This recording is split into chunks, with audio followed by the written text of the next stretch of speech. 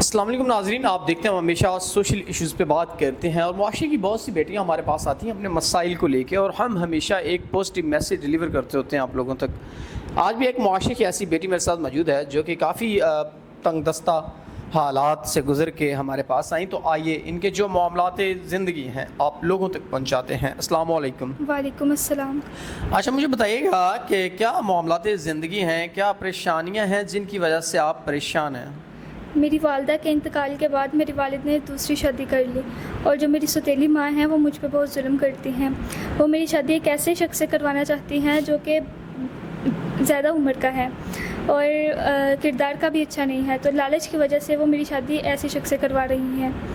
میری والدہ، میری سوتیلی ماں جو ہیں مجھ پہ ظلم کرتی ہیں، اور جب میں نے یہ بات اپنے باپ کو بتائی، اس سلسلے میں اپنے باپ سے بات کی، تو انہوں نے بھی میری بات سننے سے انکار کر دیا اور میرا ساتھ نہ دیا۔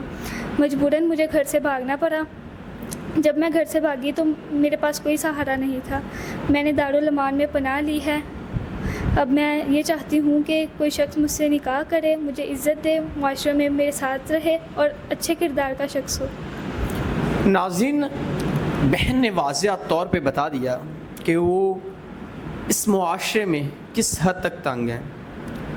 سوتیلی ماں نے تنگ کیا تو وہاں سے ایک ایسے شخص کے ساتھ وہ شادی کرنا چاہ رہی تھیں جو کردار کا صحیح نہیں تھا، نشہ وغیرہ کرتا تھا، غلط کام تھے اس کے، وہاں کروانا چاہ رہی تھیں۔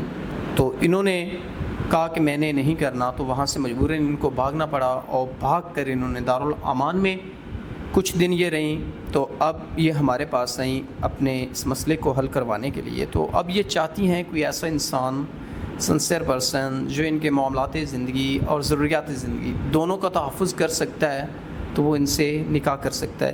اب آپ کا اس دنیا میں کوئی نہیں ہے، آپ یوں لاوارث ہیں؟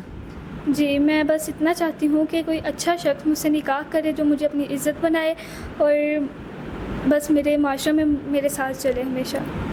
ناظرین، یہ بہن چاہتی ہیں کہ معاشرے میں کوئی انسان ان کے ساتھ چلے، ان کو عزت، احترام اور ان کا محافظ بن کے، تاکہ یہ عزت کی زندگی جی سکیں۔ تو ہم امید کرتے ہیں کہ نیک انسان جو ان کے معاملات زندگی اور ان کو تحفظ دے کے ان کے ساتھ نکاح کرنا چاہتا ہے تو وہ کر سکتا ہے، کیونکہ گناہ سے بہتر نکاح ہے۔ تو اسی کے ساتھ اپنے میزبان نواب احمد کو دیں اجازت۔ خدا حافظ۔